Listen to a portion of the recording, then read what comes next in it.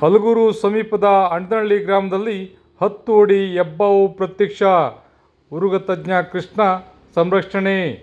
ಮಳವಳ್ಳಿ ತಾಲೂಕಿನ ಹಲಗೂರು ಸಮೀಪದ ಸೀಮೆ ಹುಲ್ಲಿನ ಪೊದೆಯಲ್ಲಿ 10 ಅಡಿ ಹೆಬ್ಬಾವೊಂದು ಪ್ರತ್ಯಕ್ಷಗೊಂಡಿದೆ.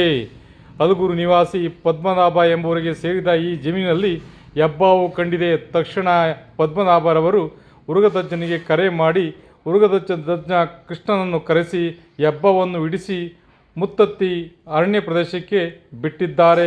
ಒಟ್ಟಾರೆಯಾಗಿ ಈ 10 ಅಡಿ ಹೆಬ್ಬಾವು ನೋಡಿದರೆ ಎಲ್ಲರೂ ಭಯಪಡುವಂತಾಗಿದೆ.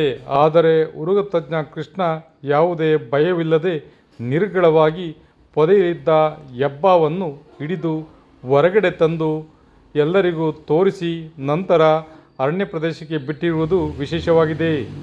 ಈ ಸಂದರ್ಭದಲ್ಲಿ ಜಮೀನಿನ ಮಾಲೀಕ ಪದ್ಮನಾಭ ಮಾತನಾಡಿ, ಇಲ್ಲಿ ಹಿಂದೆ ಗ್ರಾನೈಟ್ ನಡೀತಿತ್ತು. ಇದಲ್ಲದೆ ಅರಣ್ಯ ಪ್ರದೇಶವಾದ್ದರಿಂದ ಇಲ್ಲಿ ಚಿರತೆಗಳು, ಹೆಬ್ಬಾವುಗಳು ಕಾಣಿಸಿಕೊಳ್ಳುತ್ತಿವೆ. ಈ ಬಗ್ಗೆ ಅರಣ್ಯ ಇಲಾಖೆಗೆ ದೂರು ನೀಡಿದರೆ ಯಾರೂ ಬಂದು ನೋಡಿಲ್ಲ.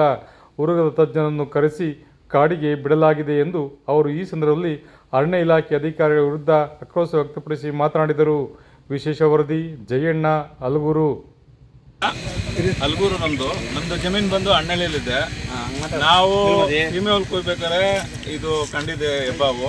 ಆ ಟೈಮಲ್ಲಿ ನಮ್ಮ ಸ್ನೇಹಿತರು ಪ್ರವೀಣ್ ಫೋನ್ ಮಾಡಿದಾಗ ಇವ್ರನ್ನ ಕರೆಸಿದ್ರು. ಅವ್ರ ಹೆಸರು ಕೃಷ್ಣಪ್ಪ ಅವರು. ಅವ್ರು ಬಂದು ಹಾವು ಹಿಡಿದಿದ್ದಾರೆ. ಇಲ್ಲಿ ಸುತ್ತಮುತ್ತ ಕಂಡಳ್ಳಿ ಗುಡ್ಡ ಇದೆ.